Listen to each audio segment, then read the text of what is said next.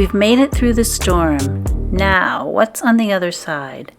One of the biggest lessons I learned is that it's all about our soul and our consciousness, not necessarily our practical life. What if we wait and nothing really changes other than the shift in perception? Will it bring a new life? When the switch is flipped and the veil has been lifted, we see everything in a different light. We see the false life we've been living, and we want to make changes, but we get stopped in our tracks. The reason being that this is not an outside job, it's an inside job. At the same time, we need to be careful to not lose sight of our practical life, though, our livelihood. We're each in our own unique circumstance, and some may be able to do more than others. But we need to keep our feet on the ground when it comes to things like leaving a job or changing careers or moving. Not that it's impossible to do these things, but we need to keep our compulsions in check. As human beings, we're doers. We want to take action.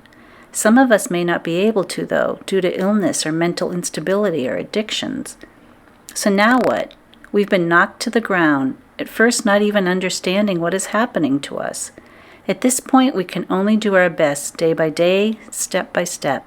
The miracle solutions don't present, and we wonder why. We might feel ripped off, but I guess that's why it's called the dark night. When the dark night is accompanied by an awakening, we are put in what seems like this impossible situation. Part of us, or all of us, is devastated, but at the same time, we see the light, and we want to make changes. This is a tough transition. We have to deal with all the fallout first. Everything from physical pain to illness to loss and all the symptoms that result from this transformation have to be dealt with first, not to mention any possible financial ruin. Through all of this, we need to try and keep our eye on the prize. This came to me today. Be it a flower or be it a storm, carry on, carry on. This can be a precarious point, and we might as easily give up as keep going. This process is not to be taken lightly and takes our full attention as we are deconstructing and facing our demons and shadow. At the same time, we have renewed our connection with Source, so there is a storm within, and we're maneuvering our way through it as best we can. I felt like my timing was all off, and I wish I knew everything I know today. But with time and awareness comes wisdom. Hindsight is 20/20. It's a beautiful thing. But I made all the impulsive moves, and maybe that was what I needed to experience. And at least now I can share my experience, which is a silver lining. Some of my past choices were beyond my control. Some made sense, and others were impulsive and damaging. But at the same time, I'm here to tell the story, and I feel better than I ever have. I dealt with illness, I left a career, I used up my savings, and I moved a couple of times. On one hand, I could regret and feel bad about some of the choices, which I did, but on the other hand, it has brought me to where I am today. If we stay focused on our inner development, we will see the transformation. It may take quite a bit longer to see the impact in our material life. It seems that most of us that go through this suffer from some degree of financial challenge, and it's not because we come from lack or any of those other disempowering suggestions. It's because we have been tossed into this cosmic spiritual sea, and we each do what is necessary to stay afloat. And sometimes it does mean being unable to work or a loss of finances or health. So while we are somewhat helpless in this process, my cautionary tale is to maintain whatever stability you can manage, but not to the detriment of your mental or physical health. The reality is that we are the creator of our experience. We see how our pain body and ego have been running us amok, and now we want to create a better reality. We see how we were self-sabotaging, and we no longer want to be responsible for any more suffering of ourselves or others. We are giving our soul the attention it deserves. It is no longer just an abstract concept. Our soul has been suffering and has called out to Source to awaken us. As I was once told, it's like climbing Mount Kilimanjaro, although everyone's experience is to different degrees. It's important to not try and adhere to someone else's experience, meaning not everyone's experience is meant to be the same. Be careful to not be influenced during this time unless it resonates with your soul.